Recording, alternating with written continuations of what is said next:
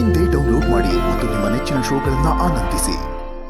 ವೀರು ನನ್ನ ಕಡೆ ವಾಲ್ತಿದ್ದಾನೆ, ನನ್ನ ಮೇಲೆ ಕನಿಕರ ತೋರಿಸ್ತಿದ್ದಾನೆ. ಇದೇ ಸರಿಯಾದ ಸಮಯ. ಅವನ್ ಕನಿಕರನ ನಾನು ಬಳಸ್ಕೋಬೇಕು. ಆ MLA ಮಾಡಿದ ಕುತಂತ್ರಕ್ಕೆ ನಿನ್ನಿಂದ ನಾನು ಶಿಕ್ಷೆ ಅನುಭವಿಸಿದೆ. ನೀನು ನನ್ನ ನಂಬಿಕೆ ಕಳ್ಕೊಂಡೆ. ಇದೆಲ್ಲ ಗೊತ್ತಾದ ಮೇಲೆ ನನಗೆ ನಿನ್ನ ಬಗ್ಗೆ ಮನಸ್ಸನ್ನ ಕಲ್ಲು ಮಾಡ್ಕೊಳ್ಳೋದಕ್ಕೆ ಇಷ್ಟ ಆಗ್ತಾ ಇಲ್ಲ. ಅದು ಅಲ್ಲದೆ ನೀನು ಹೀಗೆ ಮನೇಲಿ ತುಂಬ ಸೈಲೆಂಟಾಗಿ ಕೂತಿರೋದು ನನ್ನಿಂದ ನೋಡೋಕ್ಕಾಗ್ತಾ ಇಲ್ಲ. ಹಾಗಾಗಿ ಎಲ್ಲ ಮರ್ತುಬಿಟ್ಟು ನೀನು ಆರಾಮಾಗಿರಕ್ಕ.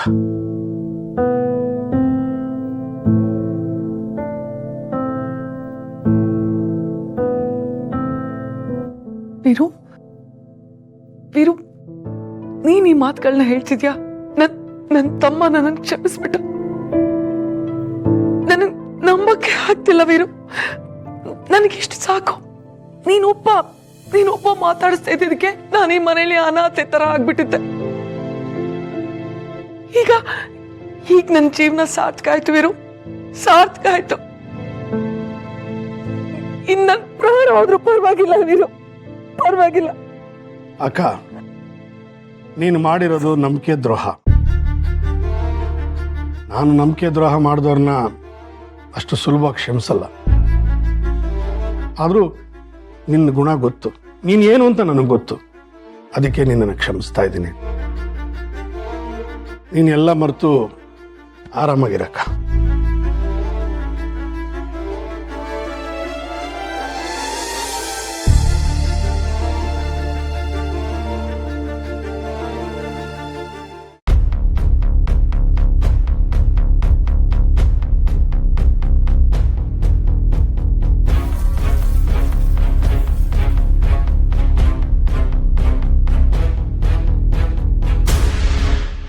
ಅಂತೂ ಒಂದನ್ನ ಕಳ್ಕೊಂಡು ಇನ್ನೊಂದನ್ನ ಪಡ್ಕೋತಾ ಇದ್ದೀನಿ.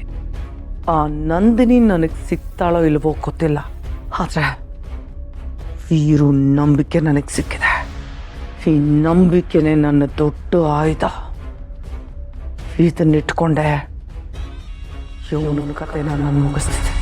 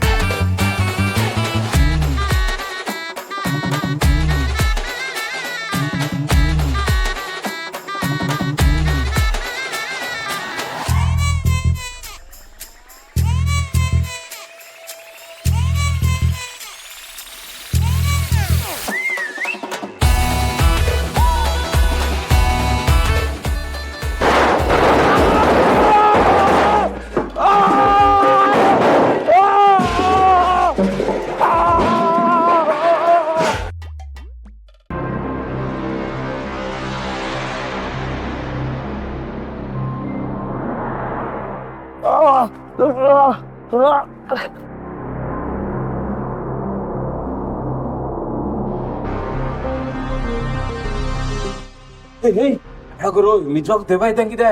ಹೇಯ್, ಇದೆಲ್ಲ ಇಲ್ಲಿರೋ ಯಾರೋ ಮನುಷ್ಯರೇ ಮಾಡ್ತಿರೋದು ನಮ್ಮನ್ನ ಭಯ ಬೀಳ್ಸೋದಿಕ್ಕೆ. ಹೇಯ್, ನೀನ್ ಬರೋ. ಹೇಯ್ ಬೇಡ ಗುರು, ಬಾ ಹೊಡಬಿಡೋಣ. ಹೇಯ್, ನೀನ್ ಬಂದ್ರೆ ಬಾ, ಇಲ್ಲ ಅಂದ್ರೆ ಇಲ್ಲೇ ಇರೋ. ನಾನು ಒಳಗಡೆ ಹೋಗ ಅಮ್ಮನೆ ತಗೊಂಡ್ಬರ್ತೀನಿ.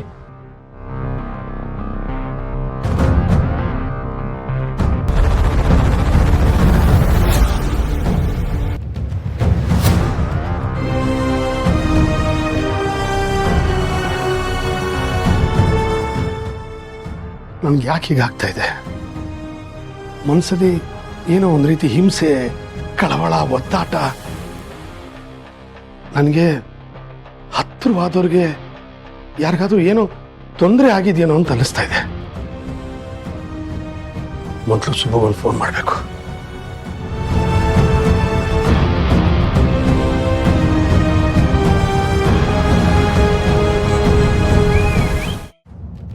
ಹೇಳಿ ಯಜಮಾನ್ರೆ.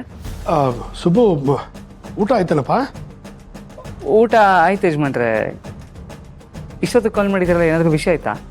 ಅದು ಮನೇಲಿ ಎಲ್ಲರೂ ಆರಾಮಾಗಿದ್ದಾರೆ ತಾನೆ? ಏನೂ ತೊಂದರೆ ಇಲ್ಲ ಯಜಮಾನ್ರೆ, ಎಲ್ಲರೂ ಚೆನ್ನಾಗಿದ್ದೀವಿ. ಯಾಕೆ ಕೇಳ್ತಿದ್ದೀರಾ? ಅಲ್ಲ, ಅದು ಸುಬ್ಬು ಯಾಕೋ ಒಂಥರ ಹಿಂಸೆ ಆಗ್ತಾಯಿದೆ ಕಣೋ. ಉಸಿರು ಕಟ್ಟೋ ಆಗ್ತಾ ಇದೆ. ಒದ್ದಾಟ, ಸಂಕಟ, ನಮ್ಮವ್ರಿಗೆ ಯಾರಿಗೋ ಏನೋ ಆಗಿದೆಯೇನೋ ಅಂತ. ಯಜಮಾನ್ರೆ, ನೀವು ಯಾವಾಗಲೂ ನಮ್ಮ ಬಗ್ಗೆನೇ ಯೋಚನೆ ಮಾಡ್ತಾ ಇರ್ತೀರ. ನಿಮ್ಮ ಆಶೀರ್ವಾದ ಇರೋವರೆಗೂ ನಮಗಾಗಲಿ ನಮ್ಮ ಮನೆಯವ್ರಿಗಾಗಲಿ ಏನೂ ಆಗಲ್ಲ. ನೀವೇನು ಚಿಂತೆ ಮಾಡಬೇಡಿ, ಆರಾಮಾಗಿರಿ, ನೆಮ್ಮದಿಯಾಗಿ ಮಲ್ಕೊಳ್ಳಿ ಯಜಮಾನ್ರೆ. ಸರಿನಪ್ಪ. ಗುಡ್ ನೈಟ್ ಯಜಮಾನ್ರೆ.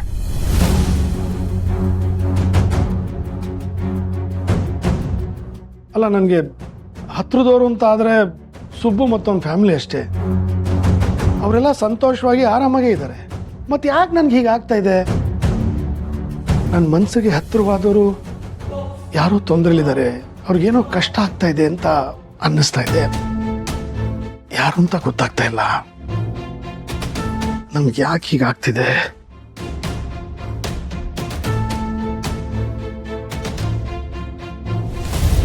ಇಲ್ಲೇ ಇದ್ದಾಳೆ, ಎತ್ಬಿಡ್ಲಾ?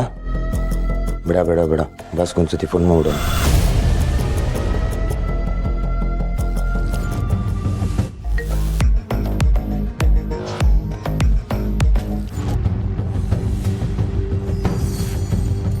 Hello boss.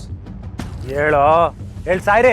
ಬಾಸ್, ಅವಳು ನನ್ನ ಎದುರುಗಡೆನೇ ಇದ್ದಾಳೆ, ಕೈಯಲ್ಲಿ ಲಾಂಗಿದೆ, ಒಂದೇ ಅಟ್ಗೆ ಎತ್ಬಿಡ್ಲಾ? ಏಯ್ ಬೇಡ, ಅವಳು ನಮ್ಮ ಅಮ್ಮನ ಬೇಟೆ.